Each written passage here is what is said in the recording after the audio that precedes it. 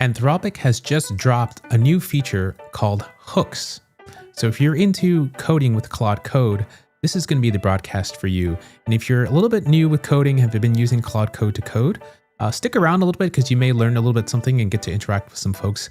My name is Fernando, and I used to be an engineer at Apple for 12 years. And now I'm currently on my own using AI. So today we're going to be covering Claude Code, new feature called Hooks. And so Hooks will allow you to basically run commands in the shell at any particular stage. So what that means is basically you can set up these hooks in about 4 different places to run. And so a lot of times I used to just give instructions to an LLM, just say, hey, can you just run this command every time, this finishes or this tool thing finishes?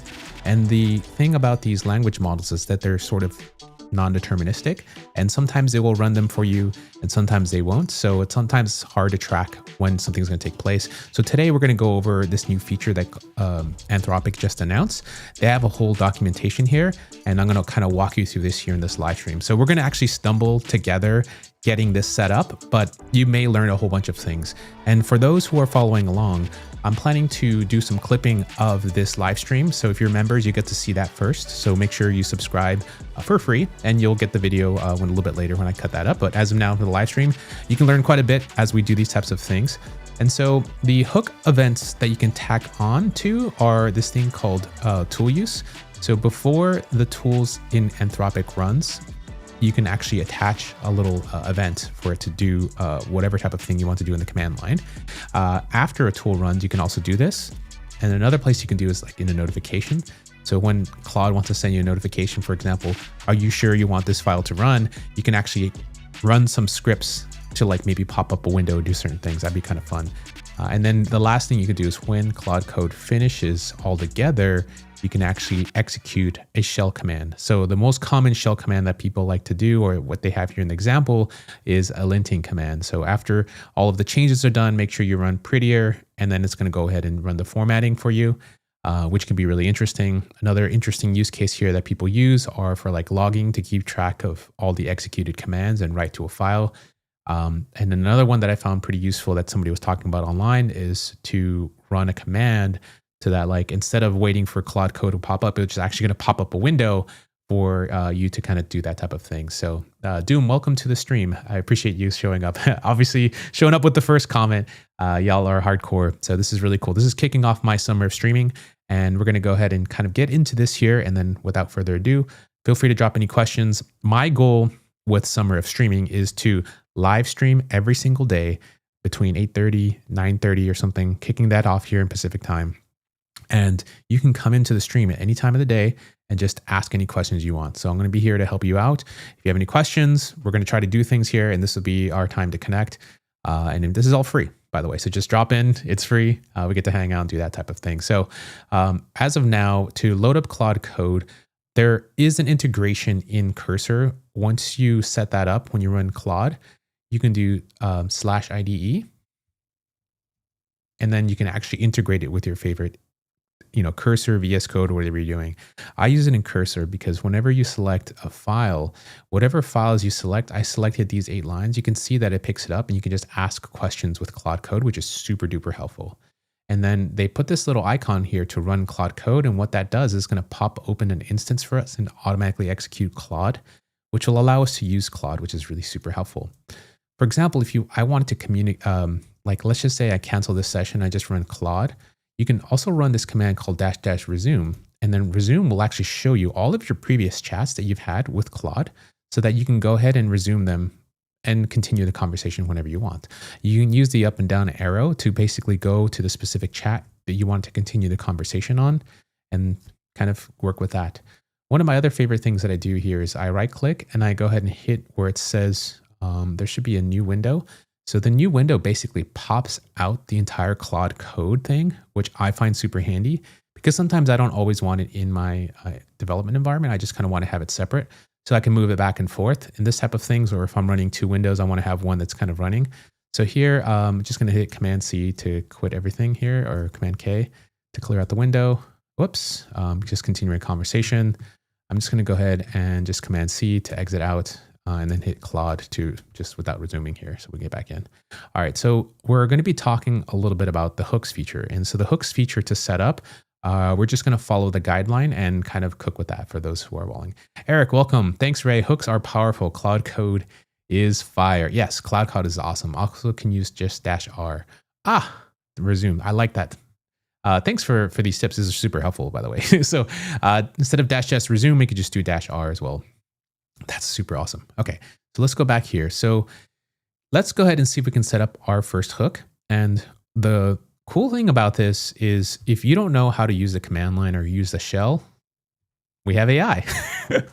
AI is going to help us kind of write this type of thing, because one of the tasks that I'm doing right now is I'm actually using Claude Code to help me with my app. And one of the things that I did was I actually had Claude Code optimize and reuse a lot of my code in my existing repo. I noticed when I was actually writing features is that it would make up new features and keep adding to my repo instead of actually using my existing frameworks. I also use Convex for my database, and Convex has these powerful things called hooks and other types of things where all the data lives on my backend, and then the front end, which is basically the website that you visit, is reactive to it. And what that means is that I don't have to refresh the page or anything. As soon as data enters into my database, instantly refreshes on all, like you can have 100 people viewing this, and it's really, really powerful. So this is going to be really, really great. Ian, I've hooked you to listen to you. Yes. Yeah, you've hooked me into listening for sure. And so one of the things that I did with Claude Code before we get into the hooks feature, and just kind of, this is kind of where I'm going to be going, is because I want to run a specific rule that every time it finishes, it's going to do a review every time Claude Code finishes to do like an additional, like sort of like a thinking step. But I just want to make sure that if it does a tool use command, that it's still kind of on track, because I have a couple different rules, one specifically for design. I have a design review rule, and I also have another one for not only design review, but I also have now one for code review. And so I want to run these tools after I'm done, like either before tool use or after tool use, and kind of experiment with these types of things. And so it's going to require a couple of different steps here. And it sounds like we'll have to like maybe write a shell script to then go off and reference something and then come back. But we'll figure it out. I really don't know. We're just doing this live. It's like, so yeah, we're going to do that. So the rule that I wrote out here was, let's see, I saw something that it did really well. And what I do very frequently, for those who are wondering, is that I make a documentation folder in the root part of my repo. And then let me just go ahead and move my head so you can see this. So on the left-hand side, I have a documentation folder, and I just had Claude Code create this for us. And then I also, when I'm done finishing any type of like tool task or things that I do, I like to tell Claude Code to do an additional step, and say, make sure you ultra think. Ultra think is our keyword here, to review our past conversation and then go ahead and update the documentation with whatever things that we've changed or any categories of stuff that needs to be done. And it's self-organized and made folders so that it would update like design guidelines. So this is a design doc that I basically had it sort of generate. And in this design doc here, what I basically have described to Claude is the ability to kind of consistently do this type of design styling within my app. Because whenever you give a language model instructions to go design a component, it's going to go off and design things into different ways. But you can actually rein it back in by saying, hey, I always use these specific values, so the spacing must always be divisible by 8 or 4. And this is the really powerful thing about using a system like ShadCN, because there's a whole design system behind it. It's language models are trained with this, and you just have to give them these rules, and it just kind of knows how to go back and review these files and make these additional changes. So in some ways, I'm going to treat this Claude Hooks feature as a linting type of thing to see if it can run these additional rules after tools are called, or maybe after it's done with a run, to just do a sweep of the design type of thing and see if it actually kind of picked up, like after I'll generate all this code, did it meet these guidelines? Did it meet my simplicity rules? Did it meet these specific things, so that it can do another sweep and then kind of do a round trip again? So that to me will save me lots more prompting time, because it'll just be autonomous. And this is something that I really want to continually run over and over again. So it's doesn't matter. You know what I mean? And it's going to save me lots of time because I notice this is a pattern that I use a lot. I'm always like feeding in the rules. I'm always feeding in these types of things, and I don't want to do that. Like that's what AI is for, right? And so hopefully this rules thing will help us kind of get there, if you know what I mean. All right, so okay, so this is kind of what I have here. This is kind of my design documentation that I had it right. So I have an optimization principle. So these are like in my development area here. I have a development folder up down here, and God, I should really move myself somewhere in here. And in this document, basically what I describe is just can existing code handle it? I just have a little decision tree of like, can we modify existing patterns? Can we adapt or extend the code? And then like, can we create abstraction for it? So that way, you know, and then this is just literally instructions to the LLM, so they can go ahead and do this. I'll also plan to share this rule probably on my public GitHub repo. So I'll make sure to link that also in the descriptions below for those who are following along. So yeah, let me just kind of get this going here. So let's see here. So I have this rule, and this is the decision framework that we're talking about. And I literally just asked Claude Code to help me generate this type of thing because I wanted it to review this type of principle here. And so what I want to do is then maybe see if I can give it this exact documentation from the Claude Code thing here and see if it can actually help us run this optimization principle on every type of thing. So where should I run this and how should I run this? This is how a hooks type of structure should look like. It would be the hook with the event name as a JSON. It's going to have a pattern. So it's going to be either a tool pattern and then the type of hook it is as well. So as far as like a pattern here, the hook events that we're going to have is like a task, an agent task, shell command, a file pattern, grep content, and so forth. So what I want to do is maybe go ahead and just give it this documentation, kind of ask some questions in Claude Code, and then see how we can use this to run this type of outcome that we want. So let's go ahead and do that right now. All right, cool. So we're doing this live. We're just doing this live. And this is how we do it. So I do Shift Tab, and then you see it says Auto Accept On. Shift Tab one more time will basically turn this into planning mode. So planning mode here, let's go ahead and just see if we can write this rule for us. So what I do is I give it a URL, so like this type of thing, and then hit Shift and hit Enter. And then that'll basically create a new line for us. And then I'm just going to go ahead and run some dictation here. So for this, I'm going to say, Claude has released the new hooks feature. I want you to ultra think and review the documentation because we are going to create a new hook. And I'm not exactly sure where the hook should be created. So I need you to review the document and use your expertise as an architect because I want to achieve the following outcome. Okay, so then I'm going to hit Shift Enter again. And for those who are wondering what dictation I'm using a thing called Whisper Flow. That's actually linked in the description currently in the YouTube video. If you're on X watching, I'm going to go ahead and link it in the next post. But it's basically you'll get a month for free if you get to sign up for it. It's the most reliable output that I get. They don't train on your data if you tell it not to. And it's a very respectable company. And I've actually interviewed the founder. I highly recommend this product because I use it myself. It's really awesome. I actually didn't use it to begin with because of these different data privacy things, but they finally have nailed it after me complaining a lot. And I think they were working towards that as a startup and they've finally achieved it. So that's kind of why my trust is with them. And so the outcome that I want to achieve, Claude has actually released this new feature. So I'm just telling it about this new feature in plan mode. So that way it doesn't write anything. And then we're going to go ahead and try to see if we can implement this.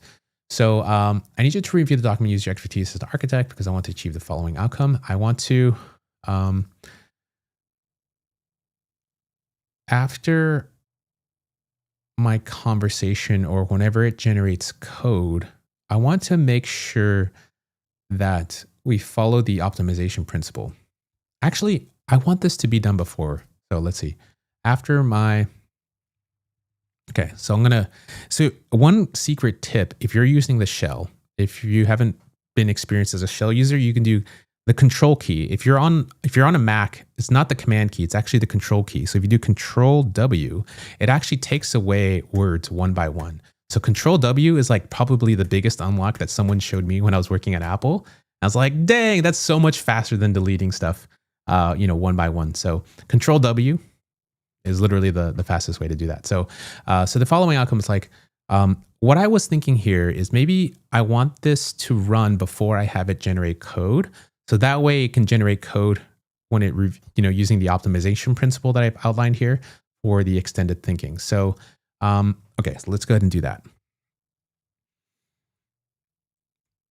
Before we generate any code, I want you to extensively think and review the optimization upgrade flow plan to make sure that we're utilizing the code in my repo.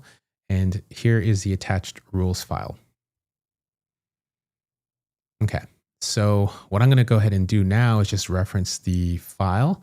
And so in my, let me just kind of make my head a little bit smaller here. So on the side here, I have this rules file, and I have a optimization principles, and I have a quick reference guide as well.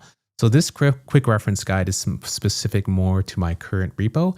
And then this principles is like, I think it's about, almost 400 lines. And so this is pretty extensive, and this should be applicable to pretty much any repo. And this was something that I generated here, but this is a really great diagram. So I'm going to go ahead and just add the file at optimization principles. Here we go. All right, cool. So now that we have this, okay. And then I think what I'm going to do is shift enter again is number 2. So let's kind of think about this procedurally out loud here. So I want to achieve the following outcome. Before it generates the code, I want it to basically review this. I then want you to generate code using the principles. And then 3 would be, I want you to review the code and make sure it has met the principles and call out any areas that still need to be optimized. I think lastly, I want you to work through until we have met the optimization principles. Okay, so then I think this is kind of the way that I'm going to approach this here, and we're just going to YOLO this because we're in plan mode. Let's see. All right. So while that's going, what I'm going to go ahead and do is just catch up into the chat. Today I learned about UltraThink. How bad or how have I been missing out? Ryan, I forgot to tell you guys all about this, but UltraThink is a keyword that you want to use. And there's 4 levels of thinking. Basically, just the UltraThink will give you 32,000 tokens of thinking window. If you don't say that at all, your thinking window is pretty much a lot smaller. And with UltraThink, basically here especially, is I use it in tasks where I want Claude to really dig through the documentation and run some of these thinking tasks to help it be more accurate and kind of follow the guidelines.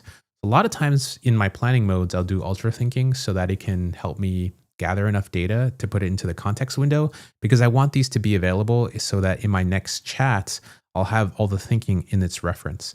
So everything kind of compounds, if you know what I mean. You don't always want to use it because you start to fill up your context pretty fast.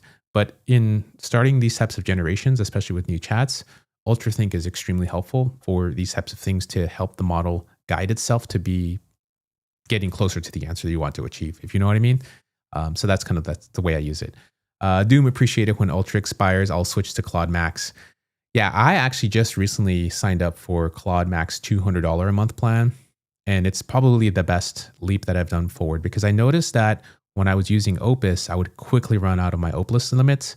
And when I switched to the Opus only model, I would be done really fast, like in the first hour. So now with the $200 a month plan with Claude Code, I'm pretty much done. I'm never reach that limit, which is really nice. And then I want to show you a cool command while this is running. I think this just finished running, but if you just run this quick command called bunx cc usage, it'll require bun installed globally. And once you run this command, I'll show you how much money that I've been saving. This is how much money I've been saving on car insurance, guys. So down below, $379. And you can see this is the day that I enabled This is the day that I started paying for the $200 a month plan, and you see how much more Opus usage I've got. More than paid for itself the first day of me using it, like nonstop. You know what I mean? So like, I just start throwing it in, start ultra thinking. I'm just all in, because if I'm paying $200 a month, I'm going to make sure I get that usage out of it. And Opus is really, really nice as far as a model. Claude Sonnet is really great, but Opus puts out, you know what I'm saying? So this is all mostly Claude Sonnet usage. So like the highest I've been able to use was $66 with Claude Sonnet. That's quite a bit.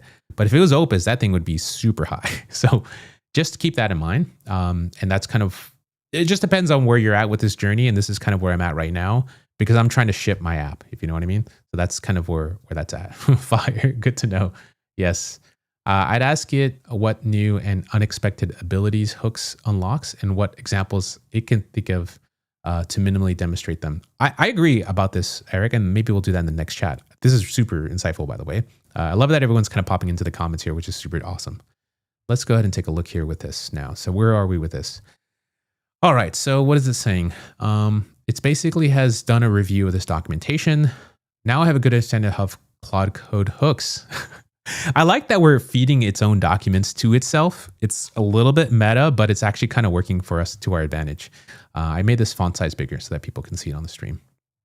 And so I have a good understanding of what the user outcome. So this is its thinking process. And based on the documentation and optimization principles, I've suggested design hooks that would be for pre-tool use. So before the code generation and editing tools are used, this could check if we're about to create new files when we can extend existing ones. Yes, this is exactly what I want. Analyze if we're creating duplicate logic. Yes. And remind to follow the lever framework. So that's a lever framework that I actually have in my rules file. So we're just kind of telling it before it starts to run its tool call, before it writes any code for us, make sure it does these types of things. This is awesome. Post tool use hook. So after the code is written / edited, analyze the changes for optimization opportunities. Yes. Check if the code follows principles, calculate metrics like code reduction percentage, suggest improvements if needed. I love this. This is great. I didn't have to spend a lot of time thinking about it, but look at this. This is really, really good. So now it's basically finding the Claude Code tools. It lists in my path which ones we should hook for the code optimization. This is awesome. Holy smokes. So here's Claude's plan. Based on my research, here are the Claude Code tool names you need for hook matchers. So the primary code generation tools are write, creates new files or overwrites existing ones, edit, multi-tool edit, makes multiple edits to a single file, and notebook edit, edits Juniper Notebook's cells. The secondary calls might be indirect file manipulation, so Bash can create and modify files via shell commands. These tool names should be used exactly as shown in your hook matchers to interpret the code generation operations. So if you don't know, these are the code matchers in the pre-tool use here that this is actually referencing in the documentation. So if you go to Claude Code in the docs of Anthropic, let me just go ahead and put this into the chat so that way you'll have this here. And then this will also be available in the description later for reference. And then I'm also planning to have a blog post up that I'll actually kind of tell you a little bit more about. But as of now, these are the tool events that you can actually look up. And so this is what the documentation was referencing as far as like these tool events. So these run after Claude Code creates a tool parameters and before processing the tool call. So you can just do an agent task. You're basically just kind of guiding the tool in terms of like, if you're going to be running an agent task, make sure you do this type of thing. So this is really, really awesome. And because there's examples here, this documentation is written extremely well, and obviously it's ready for this type of thing that we're doing here. So in Cursor, here we go. So would you like to proceed? I'm just going to say yes. YOLO, bro. YOLO. Let me just make sure I don't have any changes here. So I just go to the Git, make sure there's nothing here. Just want to make sure if I do have any changes that we'll be ready to go. So I'm going to hit yes. Let's cook, fam. Let's cook. This is crazy. Yo, drop a thumbs up if you're watching on YouTube stream and let me know, like, is this even valuable at all? Like, are you finding any value here? If you haven't subscribed yet, definitely subscribe because this is kind of the stuff I'll be doing every day, showing up. If you have any questions, definitely feel free to ask. While this is going, let me go ahead and catch up a little bit on the chat. I have to go for now. Watch this later. Thank you, Ray. Good luck. You're doing it all the right way so far, man. I love it. Yes, Eric. I mean, dude, This is what I got to do. I got to make some money with this type of app. And for those who are following along, basically, yeah, awesome. Thank you, Doom, for the shout outs here. I am trying to use AI to generate freedom in my life. I used to be an employee and I used to work at Apple. You know, a lot of the stuff I worked on affected billions of people. And could I go back to work there? Sure. But it's actually more fun to see if I can use AI to generate freedom for myself. You know, why work for someone else when I can build the tools and build things and try to generate some financial freedom for myself and then share that back with you in real time, right? These things are evolving so fast that it's just really hard to keep up. And I feel like these are going to be useful tools. These are things that I'd be doing. And the thing that sucks about going back to work at like a corporation like that is the fact that you can't use these types of AI tools. You know, like everything has to be privacy centric. So then you get pretty far behind. And I want to use this stuff. You're seeing the power of these things. This just got released in like last 12 hours and we're already using it, and we're using AI to help us sort this stuff out. And this is pretty much what I do all the time. So tune in because this is about to be crazy. Okay, so now it's telling us a little bit more about the plan. So based on my analysis of the hooks documentation, what do we have here? So create a hook system that enforces your optimization principles by interpreting code generation and providing real-time feedback on optimization opportunities. So this is the power of having these AI systems generate these rules files for you, because you're seeing how we can now leverage them in this agentic tool calling, which is super duper powerful. And this is something that Cursor does not really provide. You can put this as a rule in Cursor, but it's not always going to run it, which is what the problem we've had before. Now with this Claude Code and this hooks feature, this is deterministic. Every single time it's going to do these types of calls, it's going to run this rule file. Like I know it. This is so crazy. This is right? All right, so let's check this out. So pre-tool use, it's going to write, edit, and multi-edit files, and it's going to basically run this script, which is going to be / whatever this is, precheck.sh.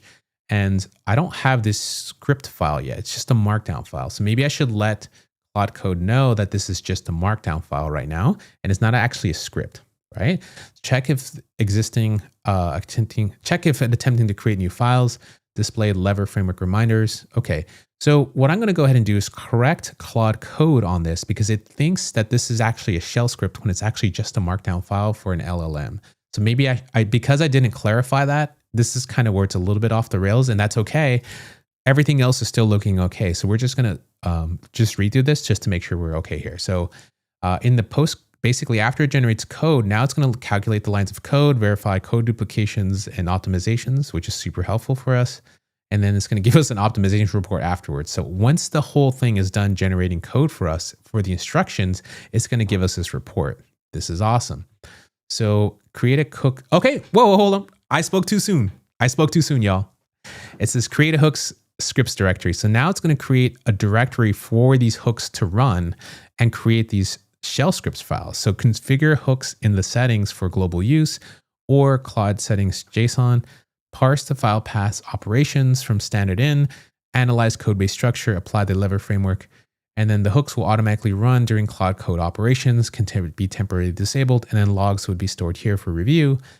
So what I'm going to go ahead and do is go to keep planning here and then tell it that these rules files are actually just, So I just want to maybe get some clarity on that. So I'm going to say no keep planning. I'm going to say, I just want to get a little more clarity because I actually don't have shell scripts. And are you planning to generate shell scripts? Because the optimization principles.md is actually a markdown file for an LLM to use to run an analysis on. And I want to make sure that maybe I reference this here. And then one thing I'm going to go ahead and do is just tell it to ultra think here in this step so that it can be a little bit more accurate. I want you to ultra think here with your analysis. Okay, so I'm basically kind of getting back into this type of thing for the back and forth. It looks like it exited plan mode, but we'll see what happens. If I really wanted to go back into plan mode, I could just hit escape right now and it would just stop everything. And then I could do shift tab because right now it just says auto accept edits are on. It's about, more than likely it's not going to do everything. So One of the things that I kind of don't like right now about Anthropic is it always says you're absolutely right no matter what. You can be completely wrong, but it'll always agree with you. So just FYI. Okay, so let's just see. Let me think more deeply about this. I see that you're not looking for a shell script, but rather systematic approach to ensure I, as Claude, follow the optimization principles in the markdown file. Yes, exactly. This is exactly what I wanted to do. So sort of having it figure itself out by it trying to reason. And so by giving it the ultra think, I'm giving it more time to reason, and hopefully it'll get us closer to the results and so forth. So let's see what it's done so far. Yo, this is pretty cool. Wow. Okay. All right. Cool. This is looking interesting. So, all right. So the term hook here might be metaphorical. They may want a checkpoint process to be integrated. No. Looking at the hooks documentation, hooks are shell commands, but the user doesn't want shell scripts. So they might want option A, process instruction added to Claude MD that tells me to always follow this optimization review process. A creative use of hooks that doesn't involve shell scripts and maybe uses a hook system to pause and remind me to check principles. Or option 3, someone else entirely. Maybe they want a conceptual framework or a checklist that I follow. Given their emphasis on ultra thinking and the fact that optimization principles is for an LLM to use, I think they want me to design a process or framework that ensures I always apply these principles when generating code. Yes.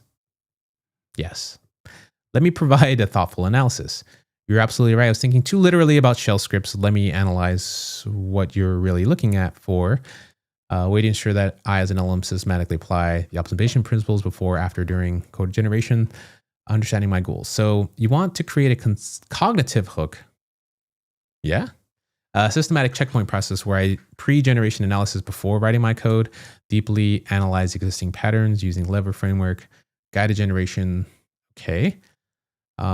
Yes. Option 1 is enhance MD instructions. Add a mandatory optimization protocol section to your Claude MD that I must follow. So load and okay. So mandatory optimization protocol. This could be useful. Load and review, complete extended thinking process, score during code generation, continuously reference lever. Okay. Structured prompt templates, create prompt templates that enforce the optimization workflow. Okay.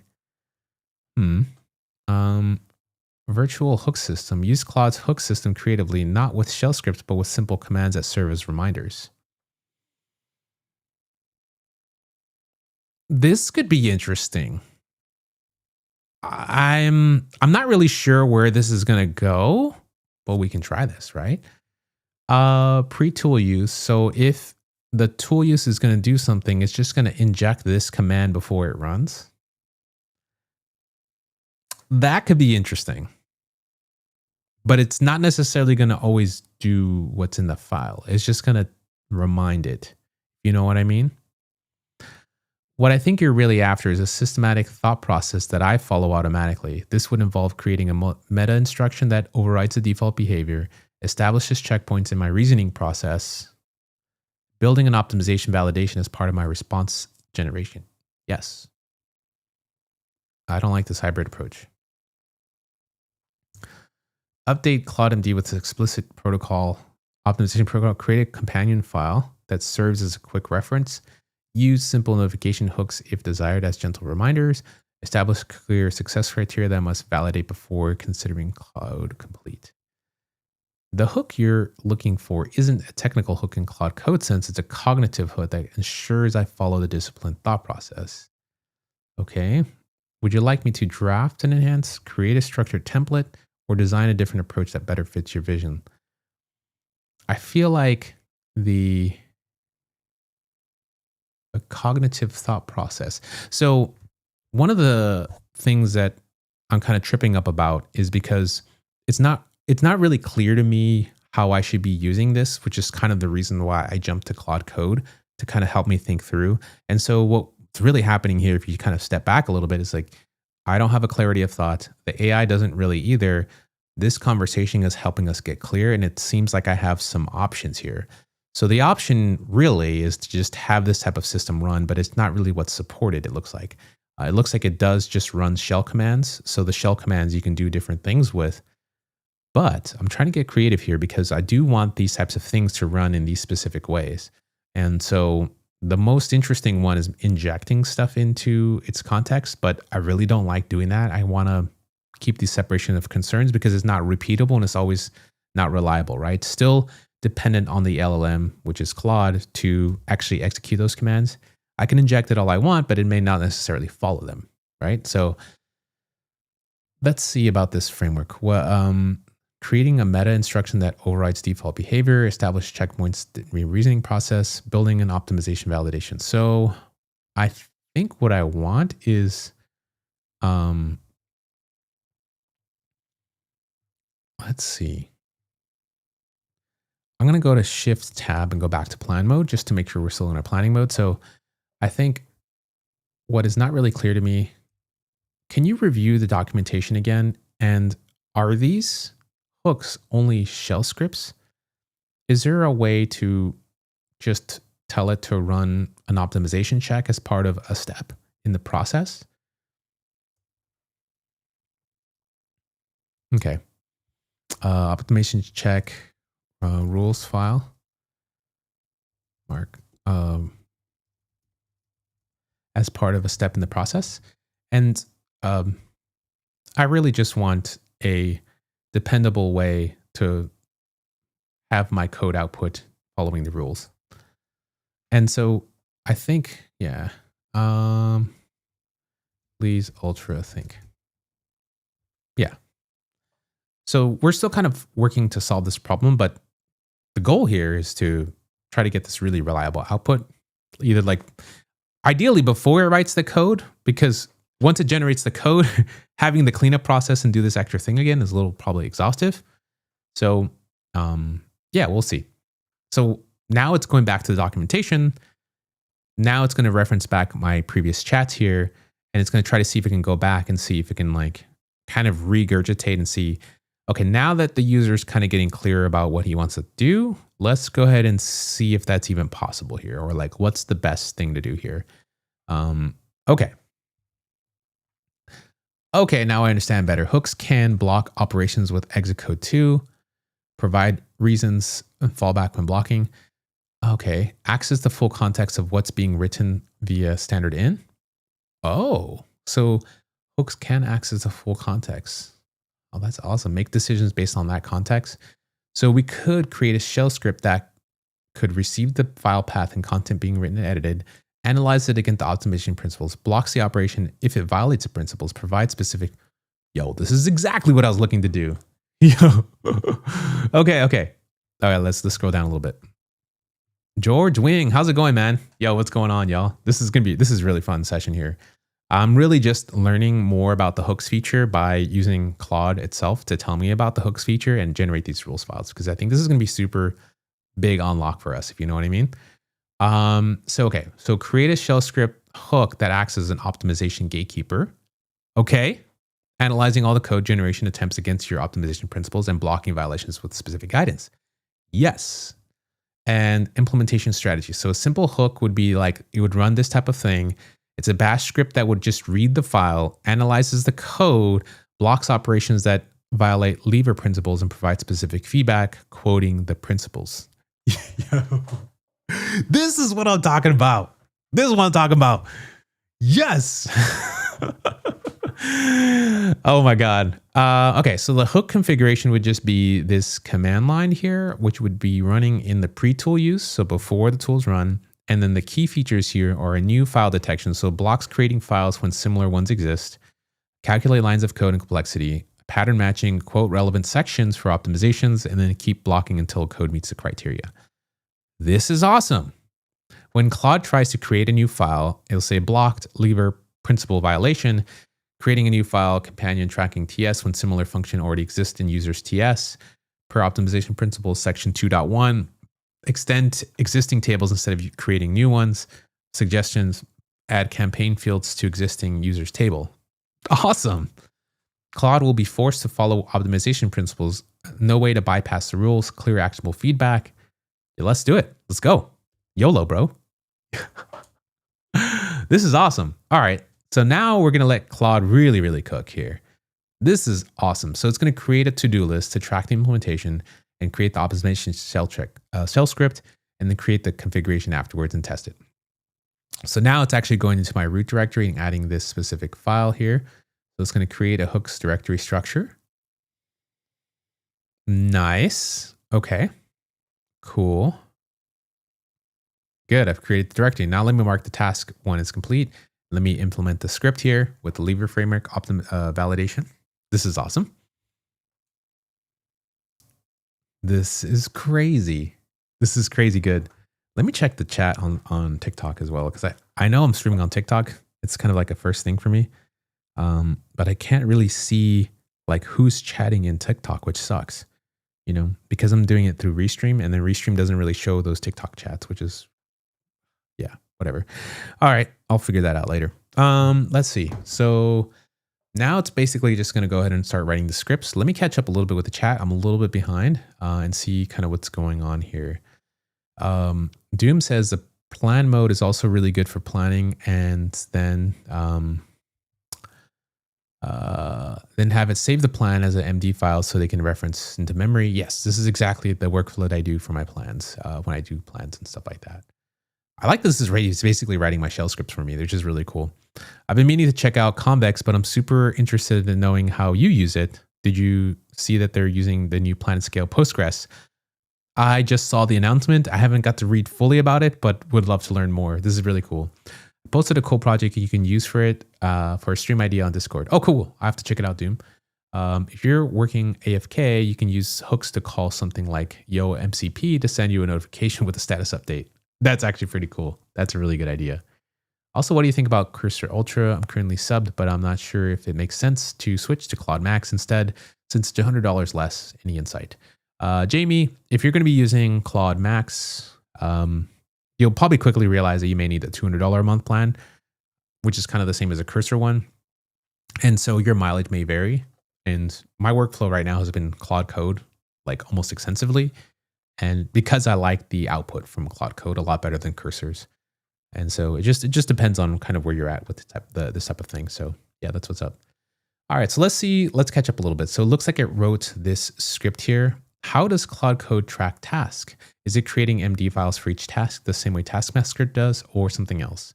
It's not as detailed as Taskmaster, to be honest. And I'm still going to be playing around with Taskmaster. That's going to be a future stream that I have probably in the next day or two, because I've been wanting to check out Taskmaster. I've only played around peripherally on the outside, but I want to definitely set it up for my project because I feel like that's going to be a big unlock. Claude Code keeps tasks within the session. So this session here has these to-do lists, and that's pretty much it. Like there's nothing that lives outside of this chat window. And so it's just referencing this for itself. Unless you explicitly tell it to generate a markdown file for it to follow the script and just update itself, like the way that Doom was talking about, or some other folks to do the same thing, that's pretty much the only way it's doing it. Taskmaster will go into even more detail, which could be really cool. And that's something that I still need to explore and I want to definitely do for sure. Yeah, so let's see. Okay, so it wants to basically see if it can write this file. So it says, yes, don't ask again. And it's going to go ahead and write this file. And we're going to see. This is really cool. So it couldn't do this because there's no directory, obviously, because I thought it wrote the file. It did not write the file yet.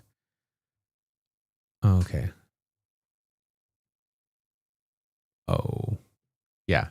So the file wasn't created, but I thought it was going to create it for us. So it wrote the lines of code. Is it not there? Where did it write it to? Oh, it wrote it in here. It wrote it in my project directory. Ah, that's wild. Let's see if I can just do pwd ls and then just drag this file. Yeah, that's where it wrote it to. Oh my God.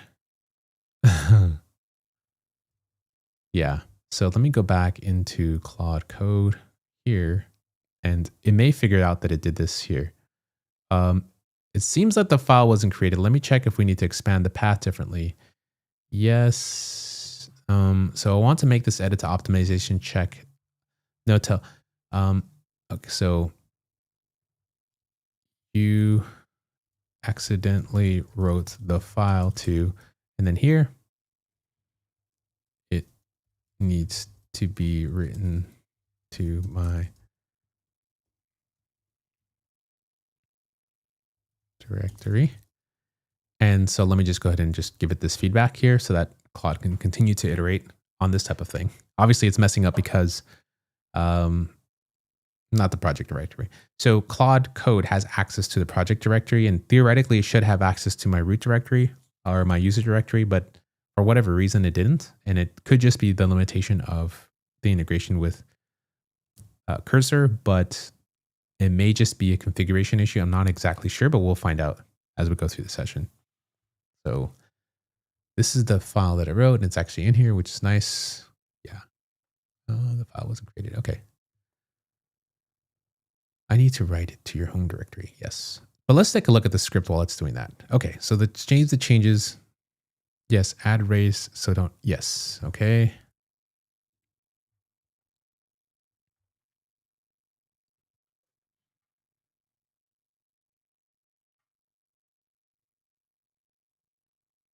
So hopefully you should write the file. Let me just go ahead and check here. Yeah. So it did write the file, which is awesome. So cd tilde dot Claude. Just go here, make myself a little bit smaller, and then just do ls-la. Martín, en resumen, ¿qué son los hooks? Los hooks. Basically, I don't know how to say this in Spanish, but I'll give it a try. Los hooks son cosas que pueden hacer, son nuevos con Claude Code. Y lo que pueden hacer, lo pueden usar cuando lo estás usando Claude Code. Primero con el tool use y después de los tool use. Y también cuando ya se acabó. My Spanish is so broken, but it's like basically you can use it in these multiple phases. I assume you're probably watching in English, but what's going to be nice is that this is also going to be converted to Spanish. And I'm actually planning to make a separate video. So that video will actually be completely in Spanish. You can actually select the drop down, which is going to be awesome. It's going to translate my whole voice and everything into Spanish. But basically, hooks will allow us to run Claude Code and actually run these shell commands in specific stages of these types of things. So what I'm basically doing is trying to see if I can run some shell scripts before and after my code generates to see if we can do some optimizations and just kind of make sure that these prompts are running. So that way we, are verifying that the code meets my standards here for Claude Code. So that's kind of the way that I'm looking at that there, if you know what I mean. So it's crazy how many companies are switching to use AI to replace things. Yeah. Okay. Thank you. Good. It's good Spanish, by the way. Thanks, man. I appreciate it. Salesforce CEOs that all AI does 30 to 50% of all the work for engineering, coding, and support. Salesforce no more productive, but does 50% of the work. Doom. Yeah, I kind of don't trust any of these CEOs. I just do follow their actions, not what it is as they say, because a lot of it is just posturing to their investors so that they can keep their stock price from going up. That's pretty much it. So yeah, that's what's up. All right, so now we have the file written, and then let's just go ahead and check in on Claude Code to see how it's doing here. So basically now that we have this here, it wants to read the settings file and see if we can implement this. So it's like, yes, go ahead and do that. Okay. Yeah, so that's what's up. That's cool.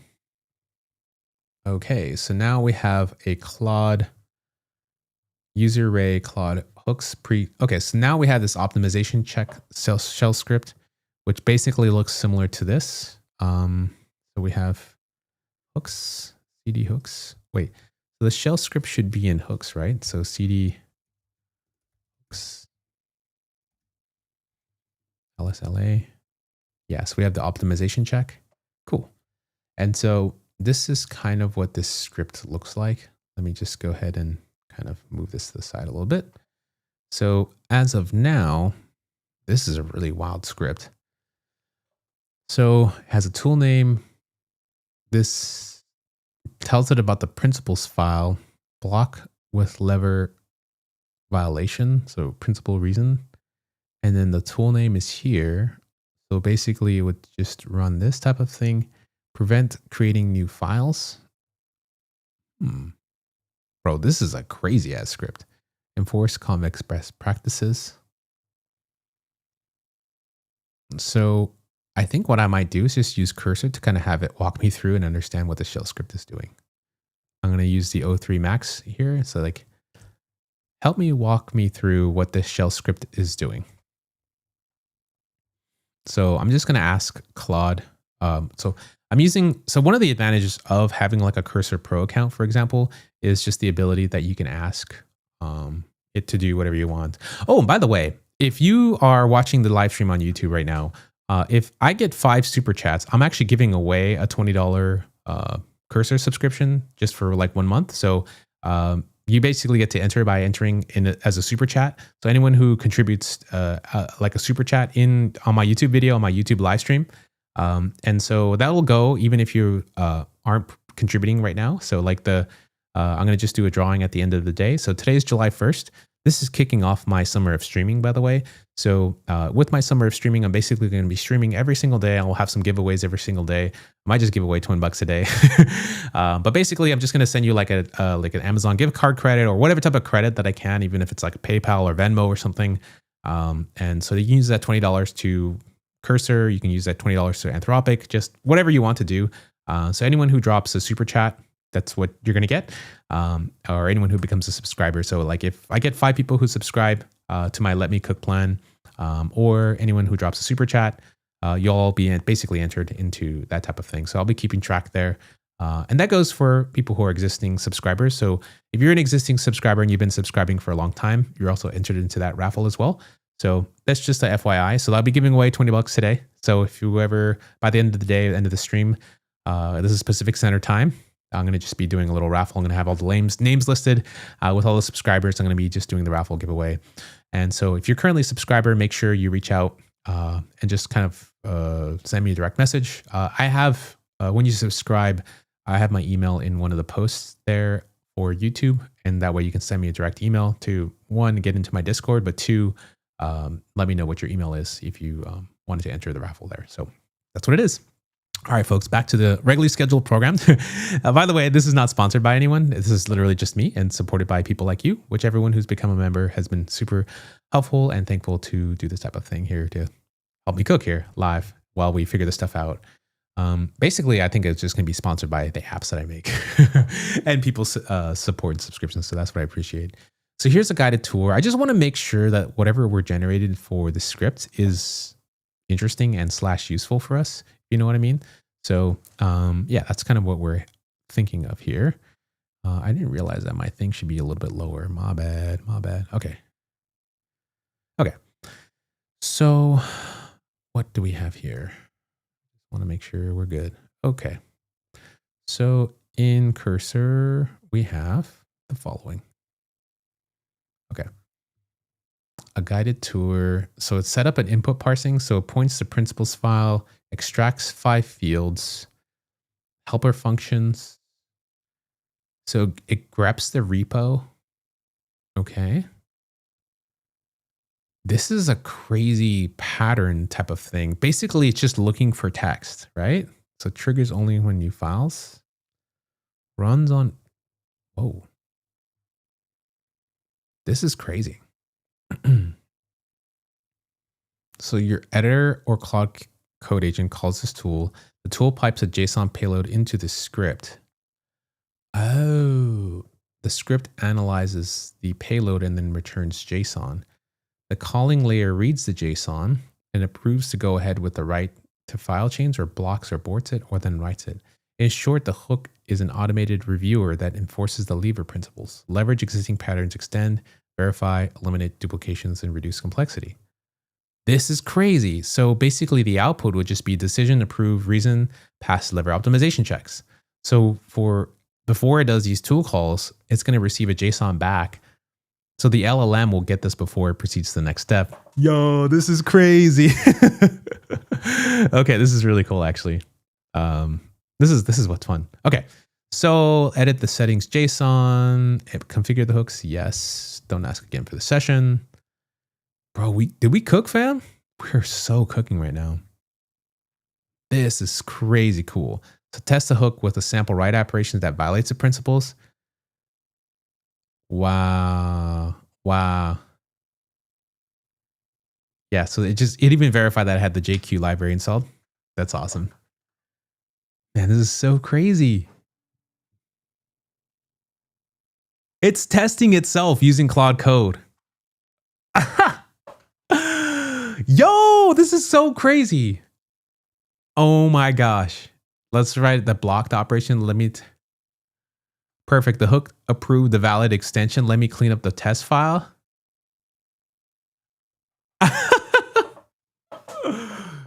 Bam, we cooked.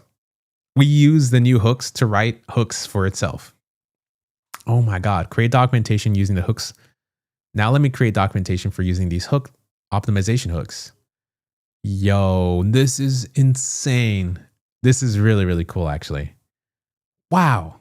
Wow. Okay, cool. So that's using hooks. Man, that's really crazy. All right, so for those who are watching and trying to catch up here, because if you're just joining in right now, there's been a lot that's been happening, but I want to catch you up a little bit just so you know. So hooks are a new feature that has been released from Claude Code. Feel the AGI moment. Yes, bro. Yes. This is why I love Claude Code so much. Wait, did it actually block itself? It seems the hook is being overly aggressive, blocking the README creation. Bro!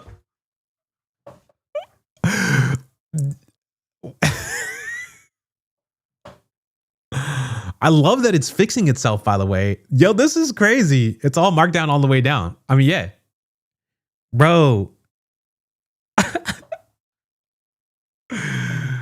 I can't believe how excited I am. This is absolutely bonkers. Like the AI is like, I've let it go. This is me. Like I'm a father watching my daughter go out, like find someone and like try to marry some dude. And it's like, like she's out in the world. Claude is out there. Claudette is out there. Hey, Ray, I've not used Claude Code myself yet, but have you seen Claude? Claudia for Claude? Apparently it's a GUI for... Oh, I've heard about this, Jeremy. I definitely want to check this out. Because I'm huge on GUI and seeing these types of things. And I think this would be really, really cool. All right, so let's see what's going on. Everyone has the same unmistakable laugh when the AGI hits. Yeah, so for those who are following along, if you're into the deep AI Twitter, which it's a whole like niche on of itself, and I started my account there in August of 2023, and I've gotten pretty deep. I got from basically 0 followers to like 23K super fast. And so right now in the AI like Twitter space, people are saying like AGI is no longer a term that people really respect anymore because it's just kind of like, meh. It's the artificial superintelligence, which is led by Ilya, and he named his company that. And he tends to be a trendsetter for these types of things. So every person who's now in the AI space is calling their like superintelligence team. Mark Zuckerberg has now taken this superintelligence term, has formed his own superintelligence team, has been stealing employees from OpenAI and other companies to kind of get this thing going, kicked off by and led by Alexander Wang, possibly. As well as some other folks. And it's pretty funny how like they're no longer I think they think that AGI is pretty much just automation, which is pretty much what Cursor is already doing. It's just like this frameworks for tool calling and all these types of things. But the super intelligence would be kind of another step beyond that. So that's kind of the thing that, it's now the next Turing test level or whatever, you know what I mean? So like, yeah. So to me, is AGI here? Possibly, but like it's no longer like the in term anymore. So just to FYI, if your AI friends are talking, they use the artificial superintelligence or superintelligence as a way of having this type of bar or whatever it is. Yeah, it is. So yeah, that's what's up. Claudia is a project I sent you in the Discord. Yes, yeah. The DeepMind dynamic GUI is amazing. Oh, I'll have to check that out. What else are your thoughts on Elon suing OpenAI? I haven't read too deeply on that. I don't really follow too closely on rich people problems. It does affect the outcome for things. And I think the only outcome right now is that things are pretty much in a stalemate. As far as OpenAI, they're in a weird conundrum because of the way that their pricing structure is with Microsoft. I'm more worried about that than I am more about Elon suing, because it just means that like for $100 billion of profit, like OpenAI still owes quite a bit of money. And I feel more for the employees who are working for OpenAI because of that big risk factor. And it just means that like whatever shares you get from that company you're possibly diluted. Like the company would have to be worth like, I don't know, like $300 trillion for people to realize, you know, a similar value like to Meta, because Meta is already a public traded company and you already know what you're getting as far as like shares and options and stuff. And then with Meta, as soon as stuff vests, you have access to the cash immediately, where you're still waiting for this weird, like, you know, OpenAI going public event, which may be the catalyst, right? It may be the catalyst now that OpenAI is going to go public to raise even more money at a bigger scale. And we just don't even see that yet. So the suing of OpenAI, I don't really know what's going to happen. I don't follow too closely, but yeah, that's kind of what's up there. So let's see what's going on. Let's see, right, Claude. So I love that it's been doing this iteration step of testing itself. So it, as we see, as soon as you write those files into the root part of your directory, it's going to be running for all of your Claude sessions. So what just happened right now is basically the AI system of Claude Code has already started to incorporate those rules. So as it wrote the README files, it's like, yo, you're not allowed to write that README. That violates the principles that Ray had in the optimization principles, which means one, our actual rules are working, but two, it's a little too aggressive. So what Claude Code did is like, yo, calm down, boy. Your rules are too aggressive. Let me go rewrite your rules really quick to allow me to do these types of functions. So this is what people are saying about like the AI being a little bit smarter and kind of rewriting its own rules. Back to work, friends. All right, so let's just see what happened and kind of recover from this here. So it wrote the script, it configured the settings in our global area, it verified and tested with a file. It basically analyzed the code generation attempt here, and then it made sure that there's no bypass. So it runs at a system level before any code is written, which is what we saw there. It quotes the principle and then points to specific files to extend, which is awesome. So yeah, I think it cooked, fam. So rare action required, review existing code instead of creating a new, per optimization principles. Yes, right. So I think Claude Hooks readme.md. Did we write that file? Let's see. LA. Let me just kind of get rid of this chat thing. I'm just going to ask it. Let me go back to plan mode. Did you ever write that readme? Yo, fam, are you still there? That's kind of what I'm saying, basically. All right, DeepMind. All right, cool. The DeepMind GUIs. Yeah, okay. Yeah, let me go ahead and see if I can open up a new window here. Kind of studio. Just checking the chat real quick, checking for the super chats, because basically what I'm doing is trying to see if like, if I get 5 super chats, I'm basically giving out a $20 a month subscription, just one, you know, like for 1 month, basically, for Claude Code. And so basically anyone who's interested in, oops, let me kind of pause this here. I was just kind of checking the chat for the super chats. Yeah. So once we get 5 super chats, if you're watching on YouTube, then I'm just going to do a little bit of a raffle here. So anyone who's contributed to the super chat or who's an existing member, you know, we'll basically be in this raffle here, and then, you know, I'll basically give that away. So somebody will get $20 that you can apply to whatever type of subscription you want, whether it's Google, whether it's OpenAI, whether it's Anthropic, your AI of choice.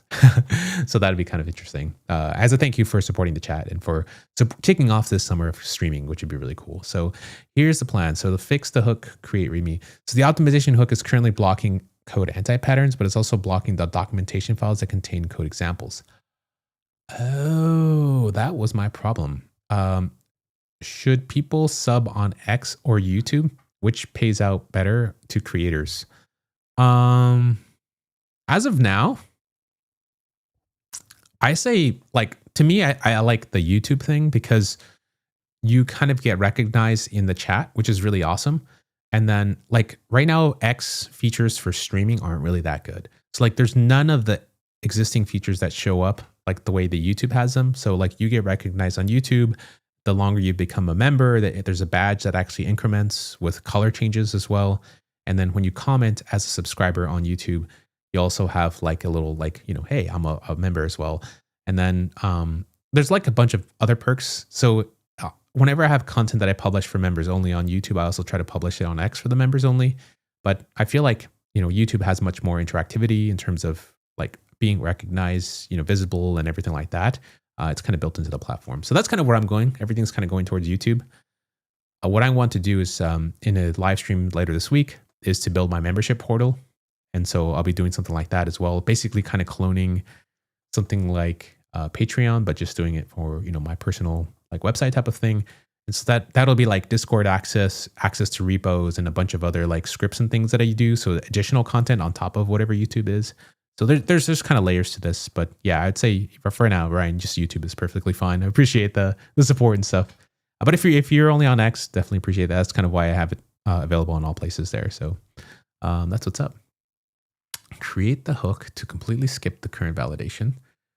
Okay, so that's an interesting one. So if I have code snippets in README files that violate the things, so early return for documentation. This will allow READMEs to contain examples. Okay, yeah, let's go ahead and create the optimization implementation with proper documentation. Yes. Okay, so what I'm going to go ahead and do is try to see if we can update the hook to completely skip the content violation for like documentation files, which would be kind of awesome. So it should read this file here, which would be, I think it's in here though, right? Oh, I know what's going on. There are early return. So I have a couple different problems. So I'm going to go ahead and go to mate optimization check. I'm going to go ahead and paste this in here. So I'm using a different text editor. It's referencing the script that's in the wrong directory. So what I just did was copy and pasted the file into here. So that way it can kind of run for itself. So, so create a comprehensive. Yeah, that's what's up. Yo, Alex Finn, what's going on, man? Helpful stream. Yeah, dude, checking out Claude Code in real time. That's the only way to do this. Alex Finn, by the way, for those who don't know, if you haven't had a chance to follow him, this man is a legend. This guy builds apps on the fly, and he's built an app for X that'll basically help you go viral. And what he used to do is basically copy things into an Excel spreadsheet and run his own commands. And so he just said, why don't I just turn this to a real app? And like in the first like couple of weeks, he made already 100K like in that first month. I think he made 300K for his first month or something like that. And so what I wanted to do is I wanted to team up with Alex, and we're going to be creating our own show where we feature builders and kind of talk about this stuff live. And so Alex Finn, if you haven't had a chance, definitely go follow him on X. He's also on YouTube as well, Alex Finn. Super duper awesome.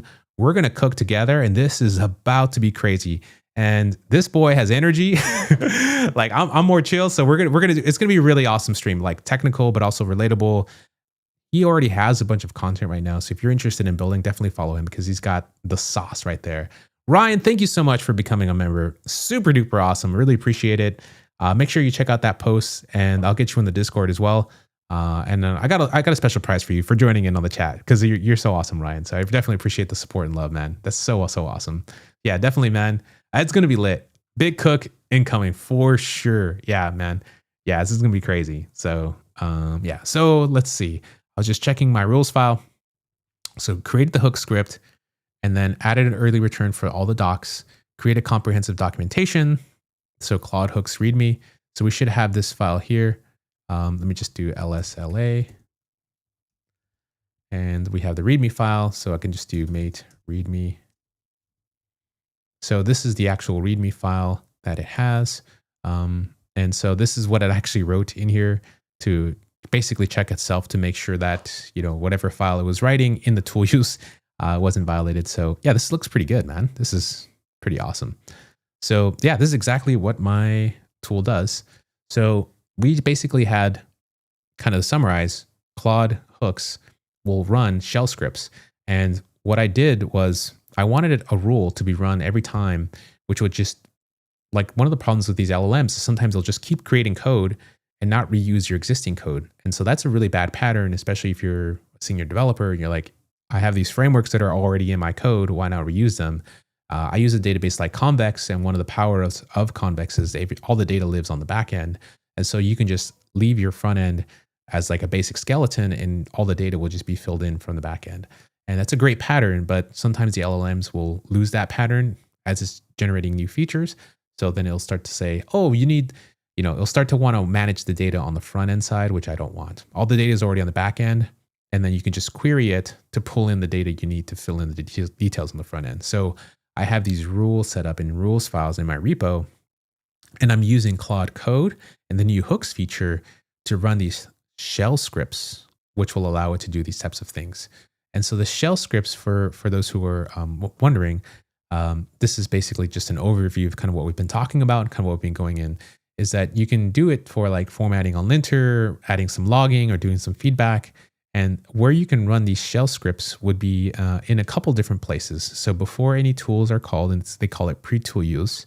After the tools are called, which is like after the tool use completes, you can also have it run when Claude wants to send a notification saying, hey, Ray, would you like to do X with some file? And then you can have something run. Or you can have this done when Claude finishes, its complete task and it says, run this type of task. And so what we did here was basically the input will be received would be in this format. So what's really great is that we used Claude Code in this stream to help us generate this type of file. And then the secondary part is we had it write the shell script. So I can write a shell script myself, but it's going to take me probably 100x longer than it did to just write that script.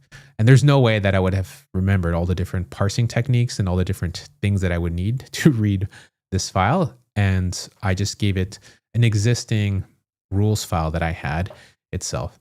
So what I find, and the reason kind of why I did this, is because when I was using cursor rules, with cursor rules, I don't even know sometimes if those rules are being executed when agent calls are happening. And and same with Claude Code. Like I kind of wanted a deterministic way at these different parts of when Claude Code executes to be able to give me that type of data and saying, okay, I did this type of thing, and this is kind of what I'm doing, or here's the output that we're expecting. And so we just had Claude Code use itself to generate this type of thing. So yeah, now when I run some stuff, it should be able to run these types of things. And these are the patterns that it's matching against. These are the new hooks feature that Anthropic just announced.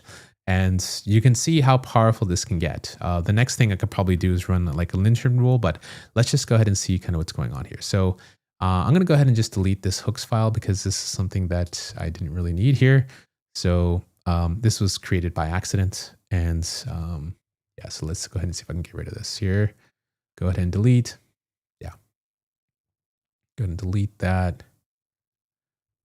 It just accidentally created that whole like directory and stuff. All right. And then I think it wrote some documentation here. Okay, we're good. All right, cool. So yeah, we're pretty much set for that. And let's just go ahead and see how much money we've already spent here. So bunx CC usage, and you can kind of see, so we've already spent what, 10 bucks? Oh yeah, $8.09 today just from running these commands, literally just using Opus 4.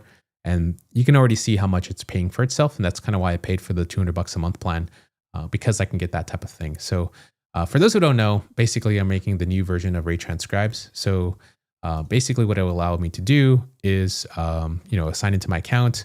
Let's see if I'm running the app localhost 3000. And so it's pretty cool because, I can basically transcribe any type of audio video. So here's something that I have, like basically like a 1 minute short of something that I made, and I could just run it through my transcripts. And the problem that I had was, let me see if I can, it's processing my audio. This is transcription within seconds.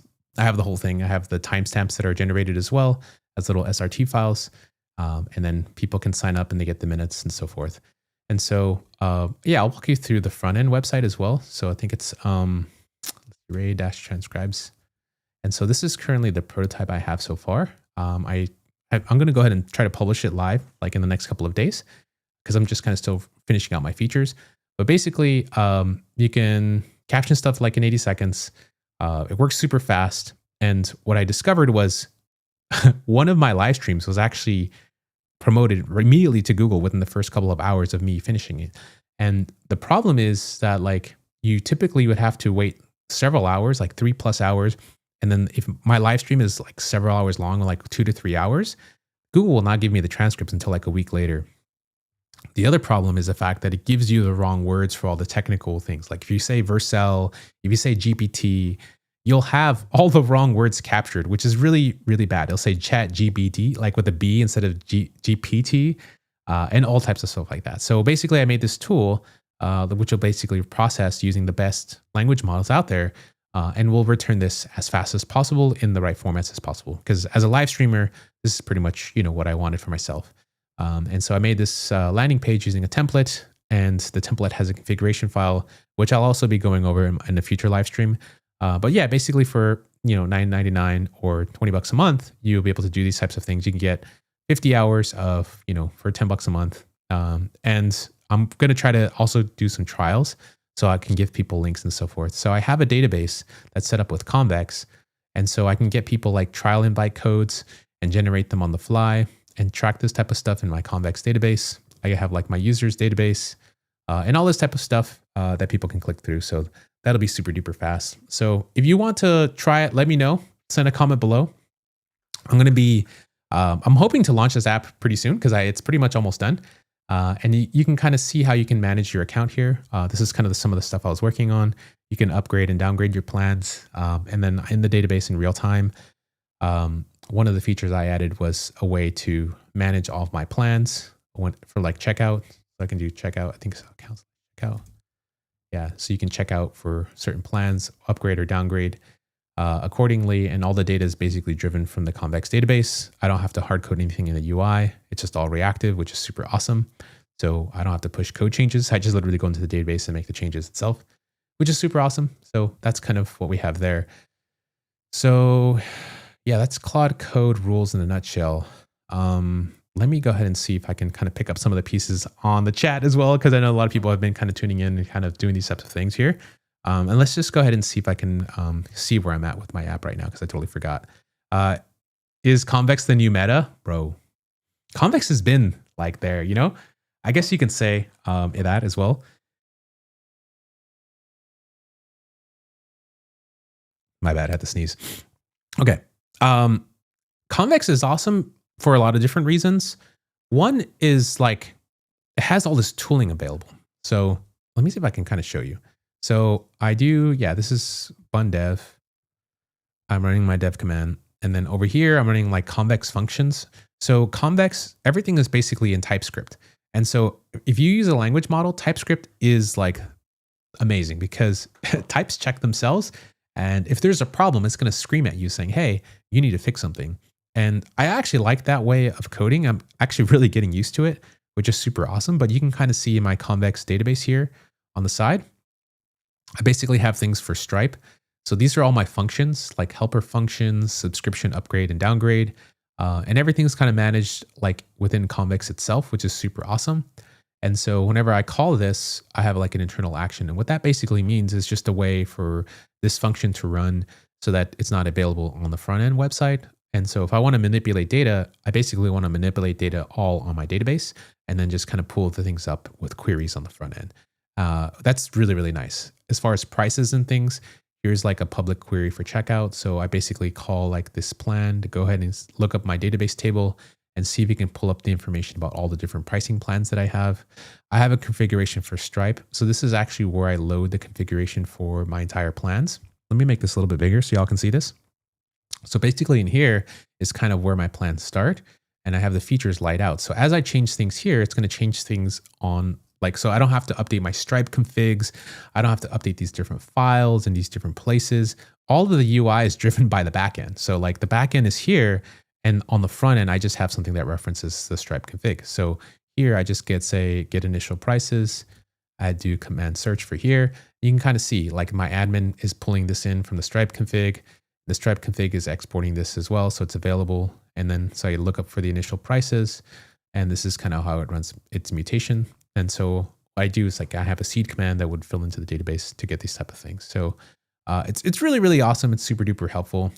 And that's kind of the way that I've been doing it. I also have another project where I'm using Convex because I use it like for an admin interface. It's super perfect when you're interfacing with people who I have an app that basically will, for the canoe club. So the canoe club, a lot of people want to sign up for a specific boat. And so there are 6 people that can be in the canoe, like in a canoe for an outrigger canoe. And so if somebody needs to cancel, You can, once one person cancels, you can see it in real time on the website, which is super duper handy. Typically, if you don't have that, you'd have to set up some type of thing that would refresh.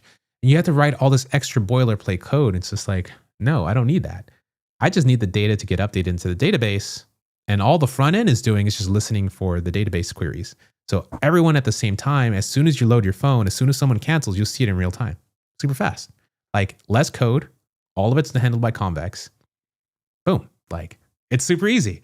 So it does a couple of things. One is the fact that like you don't have to fill up the token window and the context window with your LLM.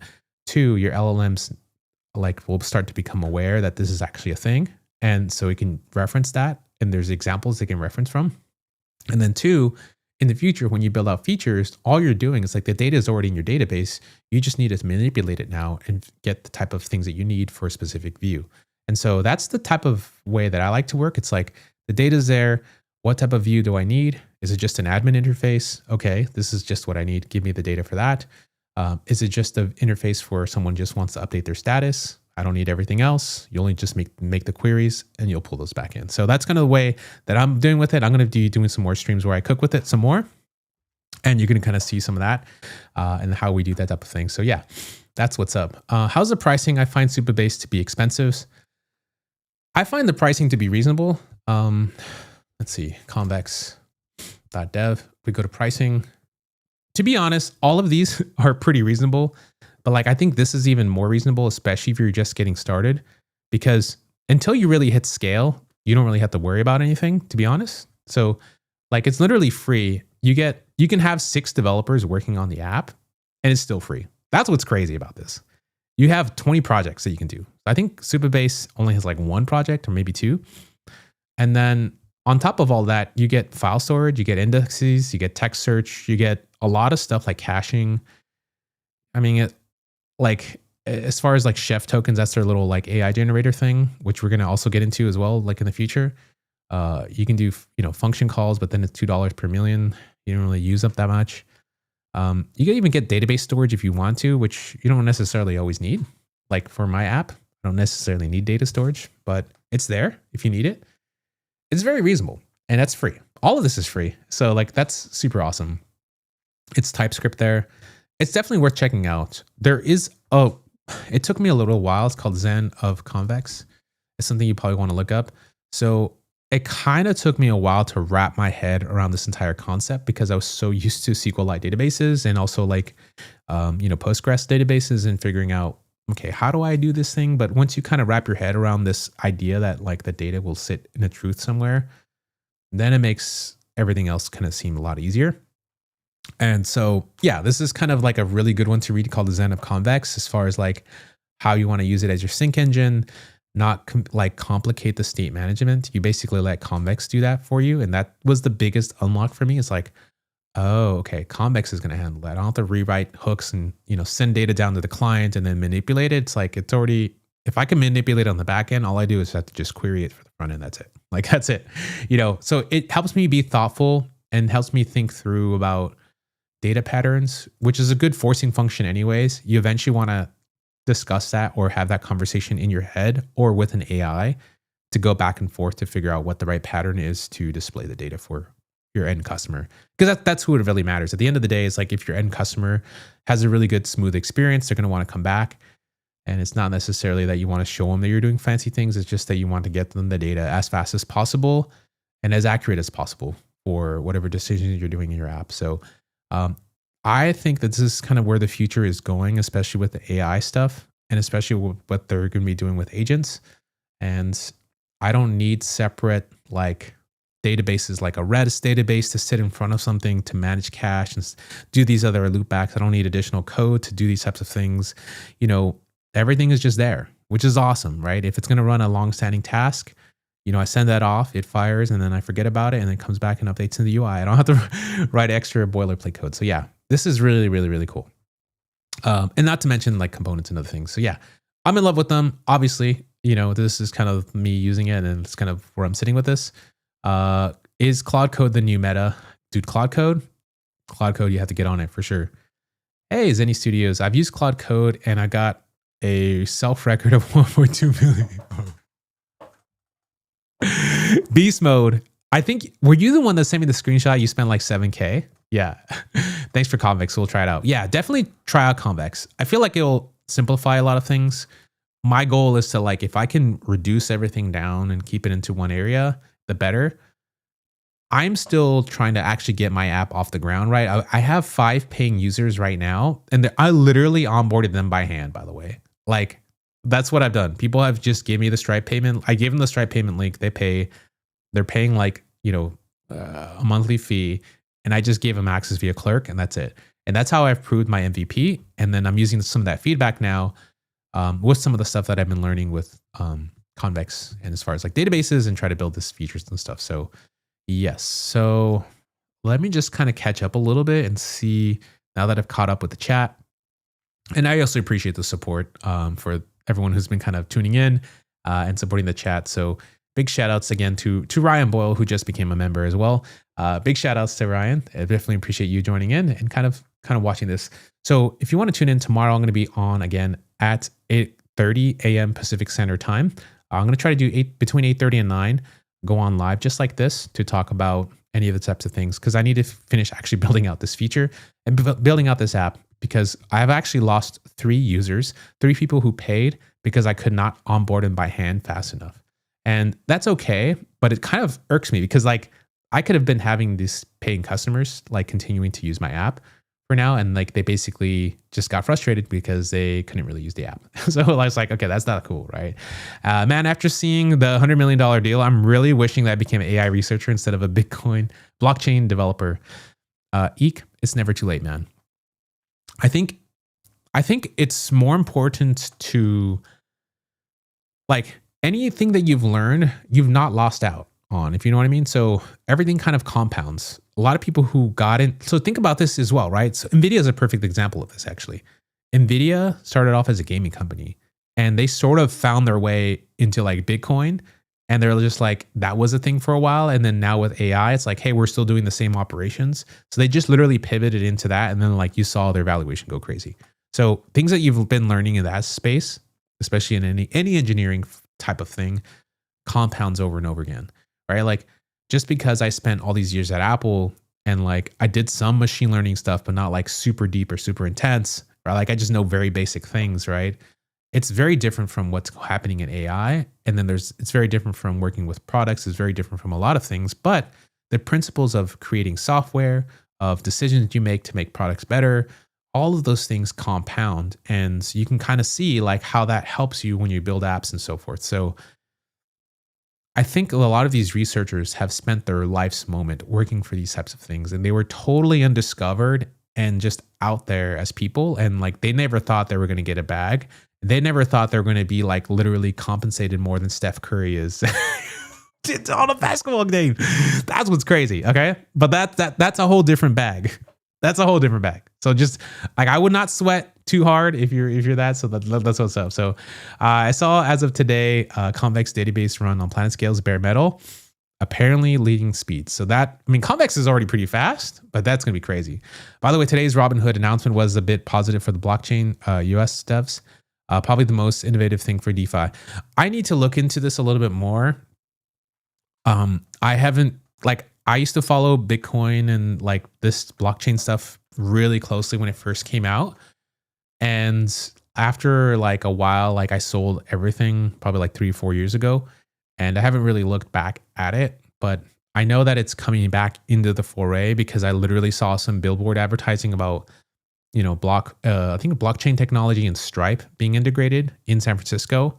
And then I know that the current regulatory environment is extremely loose.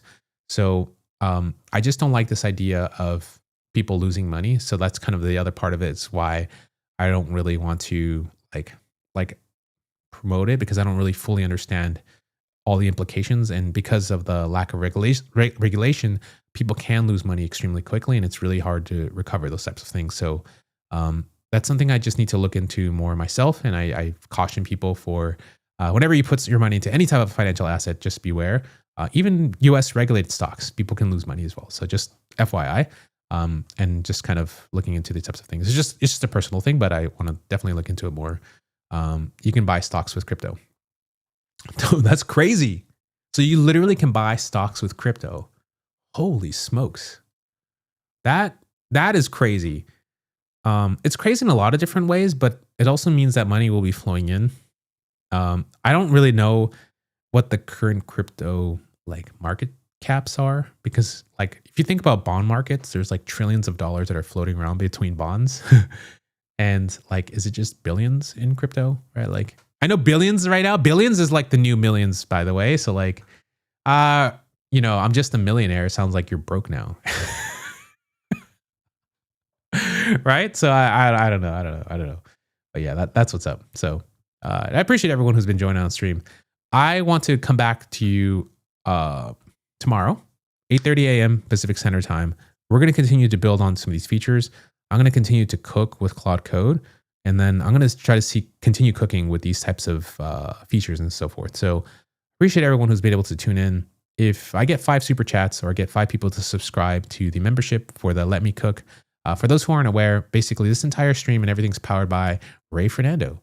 So hopefully, for those who are just getting started, there's a way to actually join my membership. So if you just go to my YouTube page and hit join, what that basically does, it just supports this channel. People get to kind of stay in contact with me and get to have some members only content.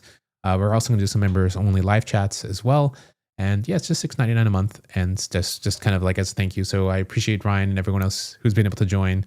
So as of now, my goal is actually to get my first 100 paying subscribers, which would be really nice. I'm also planning to do some live streams in person, which is going to be really awesome. And so I'm going to be using this money to buy this cool thing called the YOLO kit. So the YOLO Live Ultra Extreme. So there is a YOLO box Extreme. So if you haven't seen this is really, really cool. So this kit will basically allow me to stream pretty much anywhere in the world. And this whole king, I can hook up like 8 different cameras to this. I can take this with me on the go. And I can actually, like, my goal is to be in San Francisco and pull up with this kit. Like I want to pull up with this entire kit and just stream live like this. Like these are external monitors that this guy has hooked up. But basically what I can do is I can stream to multiple places. I can stream to TikTok, I can stream to X, I can stream to YouTube. And then I'll be able to meet up with founders and take my cameras with me and kind of set up at a park. So I want to set up at a park. I want to walk up to people like at a cafe and be like, yo, are you using Cursor or Windsurf? I see you coding right now. What are you cooking with, right? Are you cooking with Claude Code? Like, and just ask people. I also want to ask people like, yo, do you even know what Cluely is? Because like Cluely is all over my stream on Twitter, but I'm pretty sure like a lot of like Gen Z people don't even know what Cluely is. Like they may see about it, they may hear about it, but they may not even take the next step to do anything after that. Because according to what I've been hearing about Cluely, is that it's actually having a bigger adoption in enterprise than it is actually amongst like the Gen Z users. But that's just something that I can do in person and just pull up. I'm not shy. I'm just going to literally walk up to people and start talking to them. So I want to use like some of the membership money to help me like buy these types of accessories to kind of help me be out there in the wild, which would be super duper awesome. So at first I'm going to try to use my phone to stream, but these ones basically have like the SIM card baked in, which is super awesome. And this is something that you see some popular live streamers use, where they're literally just running around somewhere in the world and they have cameras hooked up and they're like literally doing this stuff anywhere in the world, which is super duper awesome. So that's kind of my goal right there. So that'd be really, really cool. Next stream, I'm joining if I can catch you live. For sure. Yeah. 8:30 a.m. Pacific Standard Time. I'll be here tomorrow, July 2nd. This is part of the Summer of Streaming series. So I'm going to stream every day, 8:30 a.m. PST. Everyone pull up. Ask any questions you have. So if you've been using Claude Code, if you're using Convex, if you're using coding, this type of stuff with AI, pull through and ask me some questions. We'll roll up. All right. So also, if you've just joined as a member, I have a link to send me an email. You can send me that there and I'll get you in the Discord. Feel free to ask some questions on there. Big shout outs to the people who have joined as members. I really appreciate y'all. And I'll see you tomorrow. All right, y'all. Peace.